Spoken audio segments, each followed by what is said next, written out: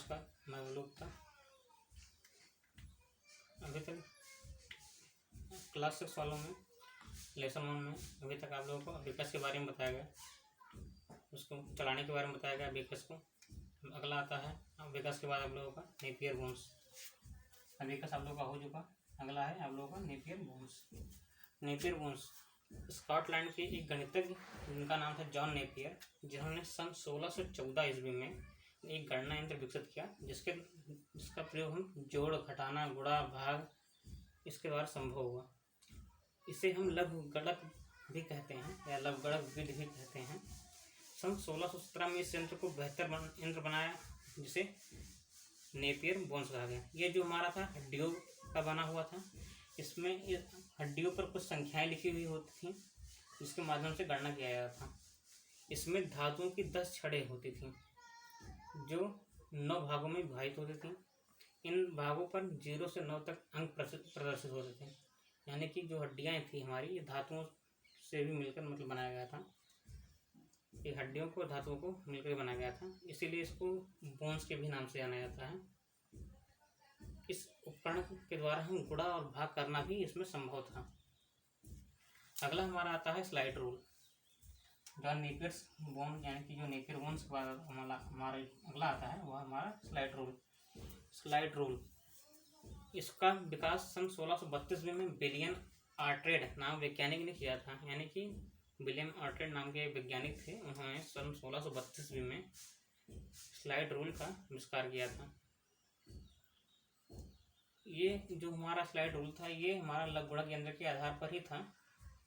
इसमें गणना डिस्क का आविष्कार किया गया, परंतु आर्ट्रेड अपने आविष्कार से थे वो संतुष्ट नहीं थे। उन्होंने 1850 में एक फ्रांसीसी अधिकारी अमेडी मानहेन ऐसे करके कोई थे, इस यंत्र ने मतलब कि अमेडी मानहेन जो थे उन्होंने इस यंत्र में सुधार किया और इस यंत्र को स्लाइड रूल नाम से मतलब विख्यात किया, प्रस्तुत किया।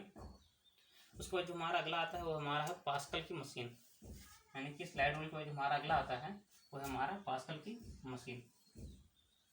पास्कल की मशीन सन 1642 ईस्वी में ब्लेज पास्कल नाम के एक वैज्ञानिक थे जो कि दार्शनिक और गणितज्ञ भी थे, जिन्होंने डिजिटल कैलकुलेटर का आविष्कार किया था।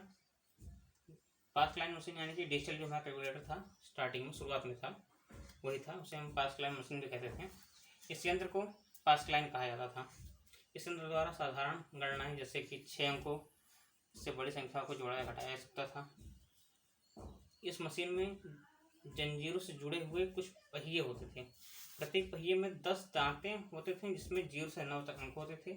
संख्याओं को मशीन में पहिए या फिर डायल करके भरा जाता था।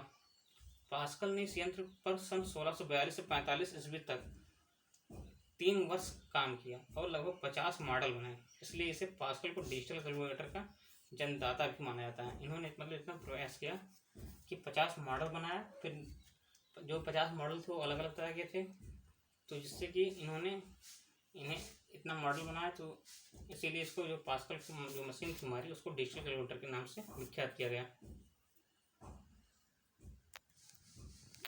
समझा करो। पास्कल मशीन के बाद हमारा आता है लेवेंटिज कैलकुलेटर। सन 1673 ईस्वी में गॉड फ्राइडे विल्हेम वान लेवेंटी नामक वैज्ञानिक थे जिन्होंने गणना करने के लिए एक मशीन की रचना की। जिस मशीन को पास्कल की मशीन के जोड़ एवं घटाव की सुविधा के साथ साथ गुणा और भाग करने का स्वचालित इकाई उपलब्ध थी। इस प्रकार यह मशीन एक ऐसा पहला कैलकुलेटर था जो गणित के चारों क्रियाओं को संपन्न कर सकता था। अपने आधार पे अपने आसानी से गणित की जो चारों क्रियाएं थी, जोड़, घटाना, गुणा, भाग, ये सब कर सकता था। फिर धीरे धीरे समय का विकास होता गया। लगभग सन 1822 ईस्वी में डिफरेंस इंजन नाम की मशीन का आविष्कार हुआ, जिसका आविष्कार उन्होंने किया था चार्ल्स बेबेज ने। चार्ल्स बेबेज ने 1822 ईस्वी में एक ऐसा मशीन तैयार किया जो स्वचालित त्रिकोणमितीय और लघुगणकीय सारणियों की गणना कर सकता था। यह मशीन डिफरेंस इंजन के नाम से जाना जाता था। इस मशीन द्वारा गणित में पहाड़ों की गणनाएं और स्वतः कागज पर छापना संभव था। यानी कि जो प्रिंटिंग का जो काम था वो भी जान लीजिए इसी सन में शुरू हुआ। ये मशीन जो थी वो कि कागज़ पर स्वतः ही छाप देती थी। जैसे कि कोई संख्या है तो उसको स्वतः ही कागज़ पर छाप भी सकते थे, परंतु यह तकनीक और अधिक विकसित नहीं थी, यानी कि यह तकनीक जो थी वो ज़्यादा विकसित नहीं थी। फिर धीरे धीरे समय बीतता गया। उसके बाद फिर चार्ल्स बेबेज ने ही दूसरी मशीन का आविष्कार किया, जिसे एनालिटिकल इंजन के नाम से जाना जाता था, एनालिटिकल इंजन। इसके पश्चात चार्ल्स बेबेज ने उपरयुक्त यंत्रों पर अत्यधिक कार्य करके एक ऐसा प्रारूप तैयार किया जो कि भाप की शक्ति से चलता था। इसे एनालिटिकल नाम दिया गया, एनालिटिकल नाम दिया गया। इस मशीन का रचनात्मक अवयव, यानी कि जो मशीन जो थी, इसका जो अवयव यानी कि इसका जो तत्व था यानी पार्ट, वो बहुत मेल खाता था। इस कारण इस शताब्दी के पश्चात आधुनिक कंप्यूटर में बेबेज की धारणाओं को अपनाया गया। फिर यानी कि एनालिटिकल और ये जो हमारा डिफरेंस इंजन और एनालिटिकल था, इसी के बाद जो हमारा जो कंप्यूटर का जो युग शुरू हुआ, इसी के बाद से हमारा शुरू हुआ। चार्ल्स बेबेज जो थे, उन्हें डिजिटल कंप्यूटर यानी आधुनिक कंप्यूटर का जनक भी माना जाता है, चार्ल्स बेबेज को। Charles Babbage.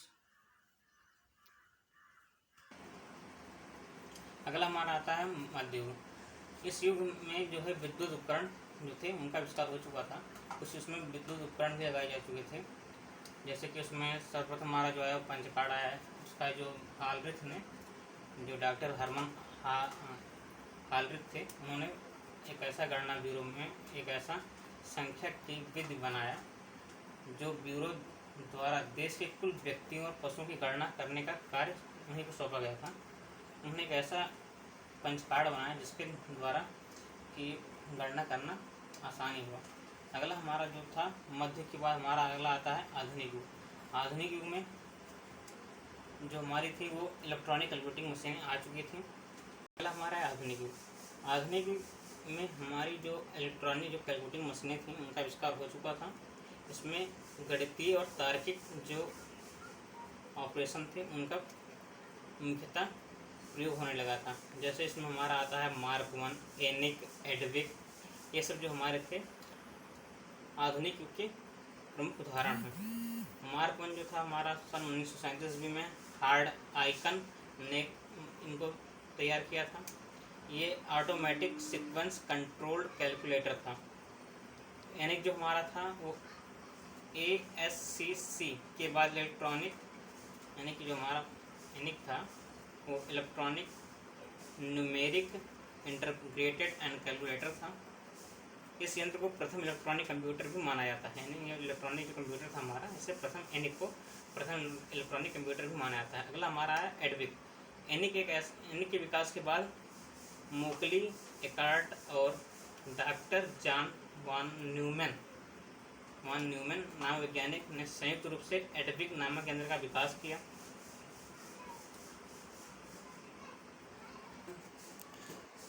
एडविक के बाद हमारा आता है यूनेविक 1। यूनेविक जो हमारा था एडविक के बाद, यानी कि मोकली और एकार्ट नाम वैज्ञानिक जो थे, उन्होंने यूनेविक 1 का विकास किया। इसका पूरा नाम था यूनिवर्सल ऑटोमेटिक कंप्यूटर 1। इस कंप्यूटर का प्राथमिक तौर पर व्यावसायिक उपयोग जो करते थे, व्यवसायी लोग जो होते थे उपयोग करते थे। फिर धीरे धीरे जैसे जैसे कंप्यूटर का विकास होता गया, फिर कंप्यूटर जब बना तो उसको कई पार्टों में यानी कई पीढ़ियों में बांटा गया। जैसे कि हमारा आता है सबसे पहले उसमें आता है प्रथम पीढ़ी के कंप्यूटर यानी फर्स्ट जनरेशन ऑफ कंप्यूटर। जो हमारा फर्स्ट जनरेशन ऑफ कंप्यूटर था यानी कि कंप्यूटर की प्रथम पीढ़ी जो थी उसका विकास और जो है 1940 से लेकर के 1956 तक माना जाता है। फर्स्ट जनरेशन ऑफ कंप्यूटर हमारा